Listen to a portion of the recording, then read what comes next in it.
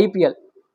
இந்த ஐபிஎல் மேட்ச்ல Royal Challengers Bangalore அப்படிங்கிற ஒரு டீம் இருக்குல்ல, இந்த ஆர்சிபி டீமோட கேப்டனா விராட் கோலி தான் இருந்தார். கிங் கோலின்னு சொல்லுவோம்.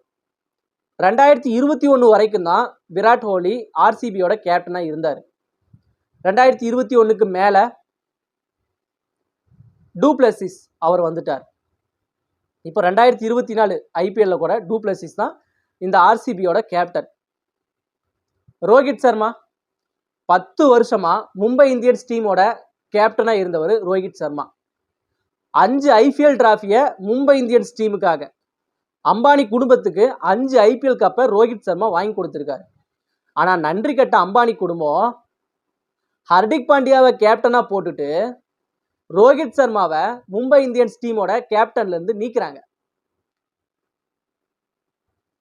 எம்எஸ் தோனி 2008 இருந்து 2023 வரைக்கும், போன வருஷம் ஐபிஎல் வரைக்கும் சிஎஸ்கே டீமோட கேப்டன் எம்எஸ் தோனி தான்.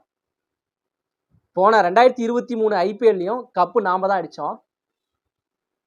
தோனி இந்த 2024 இருந்து சிஎஸ்கே டீமோட கேப்டன் பதவியிலிருந்து விலகிறாரு. தோனிக்கு அப்புறம் யாருப்பா கேப்டனு?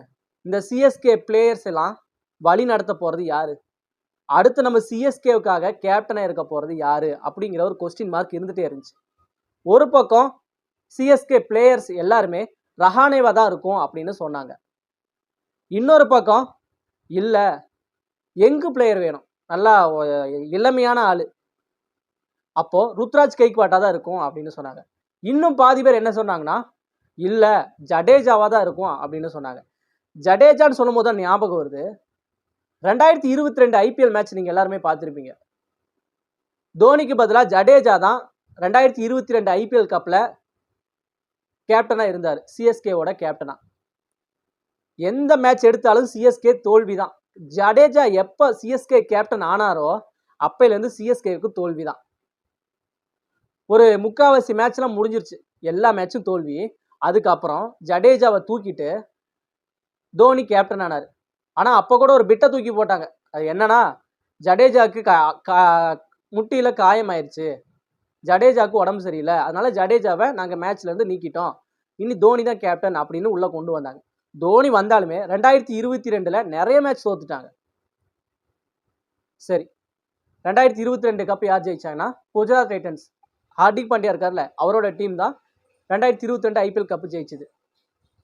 சரி, இப்படிலாம் இருக்கும்பொழுது தோனி எதனால் இந்த முடிவு எடுத்தாரு அப்படின்னா, தோனி இந்த வருஷம், அதாவது 2024 ஐபிஎல் தான் கடைசி மேட்ச் தோனிக்கு.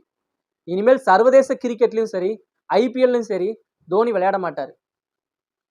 அதனால தோனி, நான் இந்த ஐபிஎல் விளையாடும் போதே, நான் மேட்ச்ல இருக்கும் பொழுதே ஒரு நல்ல கேப்டனை சிஎஸ்கே டீமுக்கு இன்ட்ரடியூஸ் பண்ணிட்டு போயிடுறேன் அப்படின்னு ஒரு பிளான் பண்ணி ருத்ராஜ் கெய்க்வாட்டை போட்டிருக்காங்க.